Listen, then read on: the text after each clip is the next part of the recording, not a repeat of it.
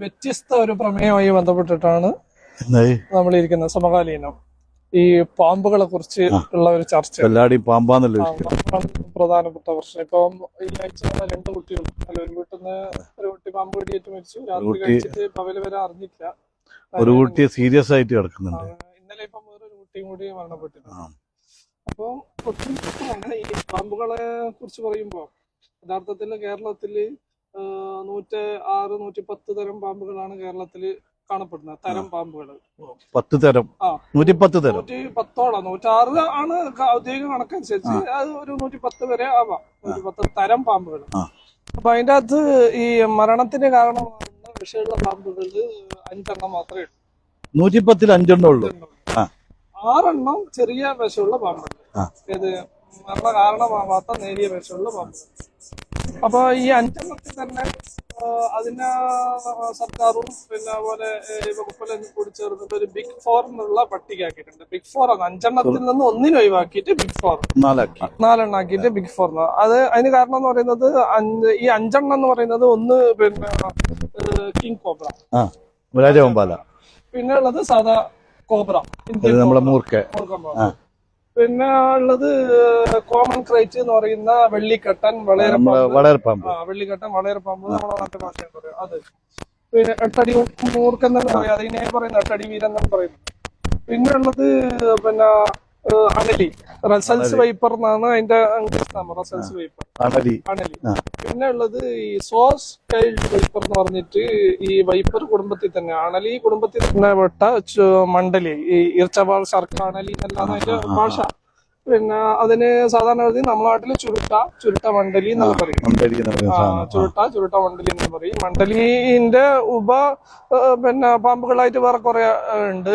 ചോല മണ്ടലി, പിന്നെ അതുപോലെ തന്നെ മുഴുമൂക്കൻ കുഴിമണ്ടലി എന്ന് പറഞ്ഞിട്ട് വേറൊരു സാധനം ഉണ്ട്. ബിഗ് 4 പെട്ടില്ലെങ്കിൽ അടുത്ത കാലത്തായിട്ട് അതിന്റെ വിഷം മരണത്തിന് കാരണമാകുന്നുണ്ട് എന്ന് പറയപ്പെടുന്നുണ്ട്. മുഴുമൂക്കൻ കുഴിമണ്ടലി എന്ന് പറയാം. പക്ഷെ അതിനെ ASVയിലും കണ്ടുപിടിച്ചിട്ടില്ല.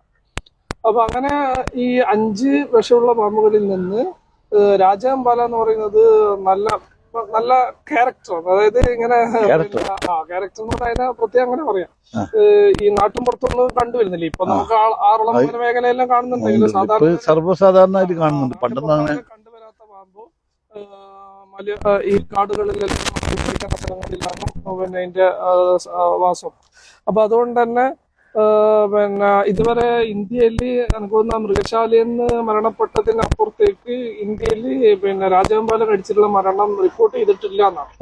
മൃഗശാല ഒരാൾ കൊല്ലപ്പെട്ടു. അതിനപ്പുറത്തേക്ക് റിപ്പോർട്ട് ചെയ്തിട്ടില്ല. റിപ്പോർട്ട് ചെയ്തതിൽ തന്നെ അപൂർവങ്ങളിൽ അപൂർവമായിരിക്കും. അപ്പൊ അതുകൊണ്ട് തന്നെ അതിന് ASV ഇല്ല. അതായത് ആന്റി സ്നേക്ക് വെനം എന്ന് പറയുന്ന ASV ഇല്ല. അത് തായ്ലാന്റിൽ മാത്രമേ ഉള്ളൂ. രാജവെമ്പാല കടിച്ച സ്പോട്ടിൽ മരണം തന്നെ മരിച്ചിട്ടുണ്ടാലും അതിന് ASV തായ്ലാന്റ് കൊണ്ടുവരണം. അപ്പൊ പിന്നെ സാധാരണഗതിയിൽ ഇതുവരെ റിപ്പോർട്ട് ചെയ്തില്ല, കടിച്ചിട്ടില്ല. അതുകൊണ്ട് തന്നെ ഇന്ത്യയിൽ അതിന്റെ ASV ലഭ്യമല്ല, അതിന്റെ ഗവേഷണം നടത്തിയിട്ടില്ല. ബാക്കി മരണത്തിന് കാരണമാവുന്ന 4 പാമ്പുകളെയാണ് ബിഗ് 4 എന്ന് പറയുന്ന ഷെഡ്യൂളിൽ പെടുത്തിയിട്ടില്ല. അതാണ് ഞാൻ നേരത്തെ പറഞ്ഞ 4 എണ്ണം. അപ്പൊ അതിൽ ഈ പിന്നെ 2 ഇനം, ഒന്ന് ഇന്ത്യൻ കോബ്ര, അതായത് മൂർഖനും, പിന്നെ അതുപോലെ തന്നെ വളരെ പാമ്പ് വെള്ളിക്കട്ടൻ, കോമൺ ക്രൈറ്റ് എന്ന് പറയുന്ന പാമ്പ് സാധാരണ നമ്മുടെ പുറത്താണ് കാണുന്നത്. അതിന്റെ 2ന്റെ വിഷം എന്ന് പറയുന്നത് ഈ ന്യൂറോടോക്സിക് എന്ന് പറയും. ന്യൂറോടോക്സിക് അതായത് നാഡീവ്യൂഹത്തിനാണ് അതിന്റെ പ്രധാന വിഷാംശം ബാധിക്കുന്നത്. അപ്പൊ നമ്മളെ പിന്നെ ശ്വാസം മുട്ടലുണ്ടാവും, തളർന്നു പോവും, കണ്ണടയും, ശ്വാസം മുട്ടൽ അനുഭവപ്പെടും. അത്തരം കാര്യങ്ങളാണ് ഈ 2ന്റെ വിഷം കൊണ്ട് ഉണ്ടാകുന്ന ബുദ്ധിമുട്ട്. പിന്നെ ബാക്കിയുള്ള 2 എന്ന് പറയുന്നത് പിന്നെ സോസ് ടൈൽഡ് വൈപ്പർ അഥവാ ഞാൻ നേരത്തെ പറഞ്ഞ ചുരുട്ടമണ്ടലി പറയപ്പെടുന്നത്. അതിന്റെ ഇംഗ്ലീഷ് സോസ് ടൈൽഡ് വൈപ്പർ എന്നാണ്. അതായത് ചുരുട്ട മണ്ടലി എന്ന് പറയുന്നത്. പിന്നെ ഉള്ളത് റസൽസ് വൈപ്പർ, അണലി. ഈ 2 എണ്ണത്തിന്റെയും വിഷം എന്ന് പറയും. വിഷമല്ല, യഥാർത്ഥത്തിൽ വെനം എന്നാ പറയാം. പാമ്പിന്റെ വെനം എന്ന് പറയാം. വിഷം വേറെ, വെനം പറയണം. ഈ വെനം എന്ന് പറയുന്നത് ഹ്യൂമോടോക്സിക് എന്ന് പറയാം. അതായത് അത് രക്തത്തിൽ അലിഞ്ഞു തരുമ്പോൾ നമുക്കുണ്ടാകുന്ന നല്ല വയറുവേദന ഉണ്ടാവും. പിന്നെ ഈ രക്തം ഈ പച്ചവെള്ളം പോലെയല്ല രക്തം കുറച്ച് കട്ടിയുള്ളതാണ്. ഇത് രക്തത്തിൽ ഈ 2 പാമ്പിന്റെ വിഷം വെനം രക്തത്തിൽ അലിഞ്ഞു വരുമ്പോ ഈ രക്തം കട്ട പിടിക്കാനുള്ള രക്തത്തിന്റെ ശേഷി നഷ്ടപ്പെടും.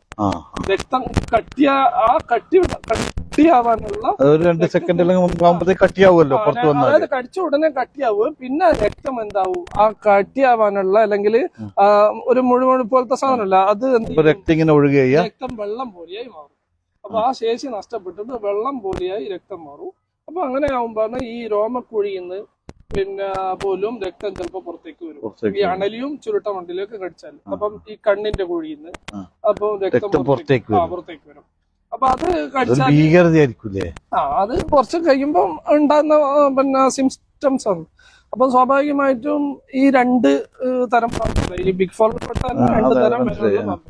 അപ്പൊ ഈ പിന്നെ അണലിയും മറ്റേതൊക്കെ അടിച്ചാല് പിന്നെ ഈ പറയുന്ന പോലെ ഡയാലിസിസിന് ഭാവിയിലെല്ലാം ഡയാലിസിസിന്റെ പ്രശ്നം വരുന്ന കേസ് ഉണ്ടാവും. അപ്പൊ കരളിനെല്ലാം ബാധിച്ചിട്ടാണ് ആളെന്ത് രക്തം ഇതായിട്ടാണ് പിന്നെ ഈ രക്തം കട്ട പിടിക്കാനുള്ള അതിന്റെ ശേഷി നഷ്ടപ്പെട്ടിട്ട് വെള്ളമായി വരുന്നതോടുകൂടി ഡയാലിസിസ് ചെയ്തിട്ട് മൊത്തം രക്തം മറ്റേതിലും വരും. അപ്പൊ അത് അങ്ങനെയാണ് ആ രക്തം വെനം ബാധിക്കുന്നത്. മറ്റേത് നമ്മളെ ശ്വാസകോശത്തെയും ഈ ശ്വസിക്കുന്ന നാഡീവ്യൂഹത്തെ ബാധിക്കും. അപ്പൊ അതുകൊണ്ടാണ് ഇപ്പൊ മെഞ്ഞാന്ന് കുട്ടിയെ കടിച്ചില്ലേ, വെള്ളിക്കെട്ടനാണ് കടിച്ചത്. ആ വെള്ളിക്കെട്ടൻ കടിച്ചാല് വെള്ളിക്കെട്ടന്റെ ഒരു പ്രത്യേകത ഉണ്ട്. യഥാർത്ഥത്തില് പിന്നെ ജീവിച്ചിരിക്കുന്ന ശവം എന്നാ പറയും. വെള്ളിക്കെട്ടന്റെ പല്ല് എന്ന് പറഞ്ഞാൽ നല്ല അരിപ്പല്ല് പോലത്തെ പല്ലാണ്. അപ്പൊ അത് കടിച്ചാൽ ചിലപ്പോ നമുക്ക് തിരിച്ചറിയാൻ പറ്റൂല. ഇങ്ങനെ പോള ചിലപ്പോ ഇങ്ങനെ നമ്മൾ കൈകൊണ്ട് ഇങ്ങനെ തുറക്കണ്ടേ, സ്വന്തമായിട്ട് തുറക്കാൻ പറ്റില്ല. അപ്പൊ ജീവിച്ചിരിക്കുന്ന ശവം എന്ന് പറയാം. മരിച്ചത് പോലും അറിയൂല, അറിയില്ല, മരിച്ചതിന് തുല്യം. കാരണം ഇത് കടിച്ചാൽ നമ്മൾ അറിയില്ല.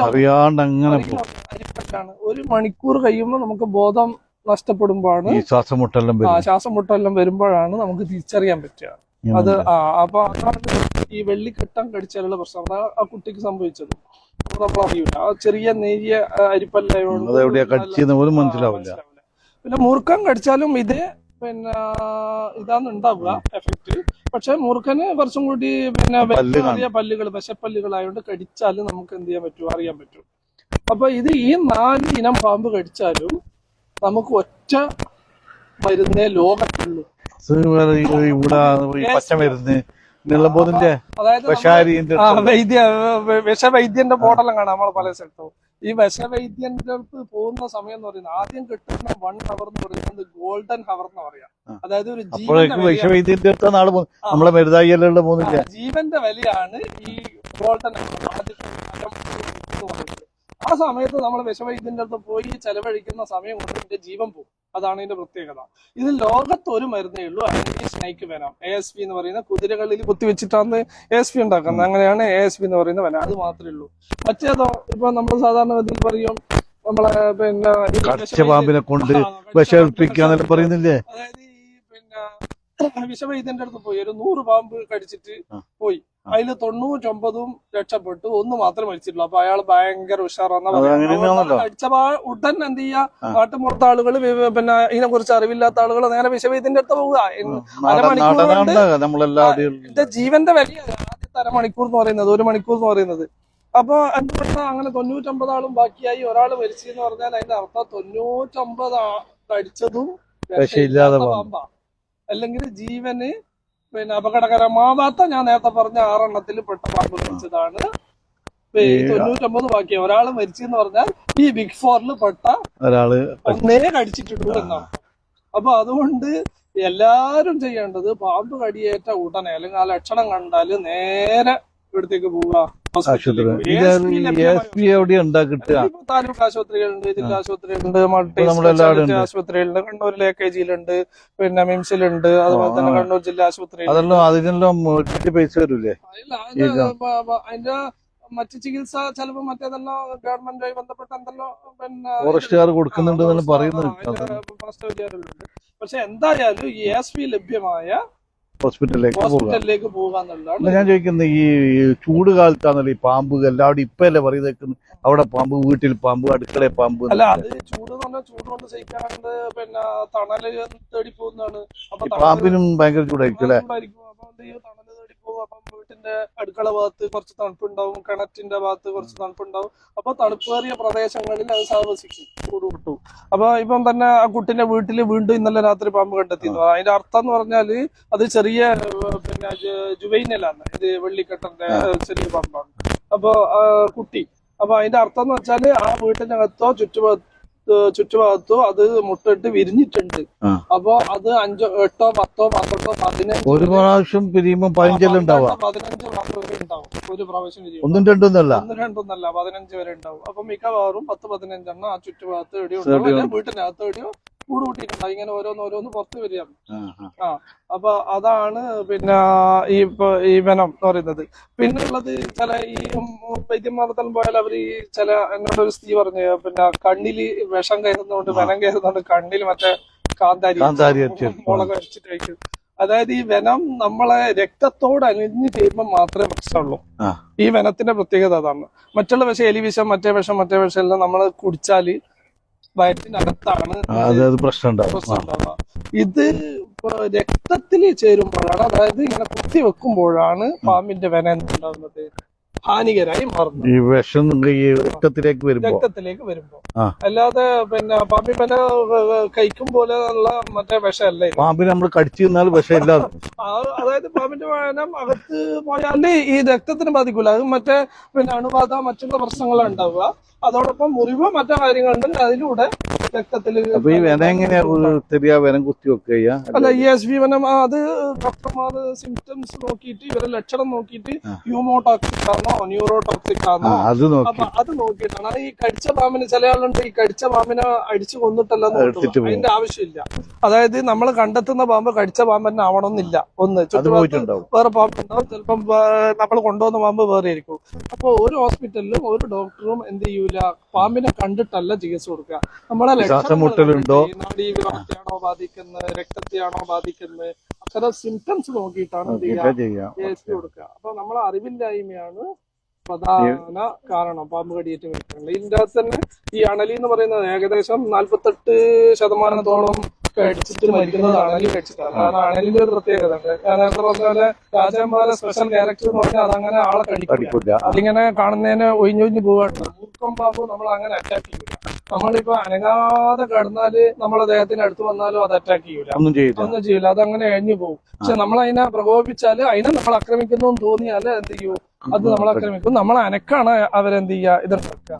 അതുപോലെ തന്നെ പിന്നെ പക്ഷെ അണലി വിഭാഗത്തിൽപ്പെട്ട ഈ അണലിയും ഈ പിന്നെ ചുരുട്ടമട്ടലിയും അത് നമ്മള് അടുത്തൂടെ പോയാൽ ചാടിക്കടിക്കും. മിസ്റ്റർ 360 എന്ന് പറഞ്ഞാൽ 360 ഡിഗ്രിയിൽ ആര് അണലി അടിക്കും. നിന്ന് നിപ്പില് നമ്മള് ഫോട്ടോ എടുക്കുമ്പോഴും കുറച്ച് ഡിസ്റ്റൻസ് വെക്കണം. 3 മീറ്റർ മാറിയിട്ട് ഫോട്ടോ എടുക്കണം. കാരണം വെച്ചാല് ഇതിന്റെ 2 ഭാഗം ചാടി കടിക്കും. നമ്മളെ നായിലും കടിക്കുമ്പോൾ ചിലപ്പോൾ മൂക്കിലെല്ലാം കടിക്കും.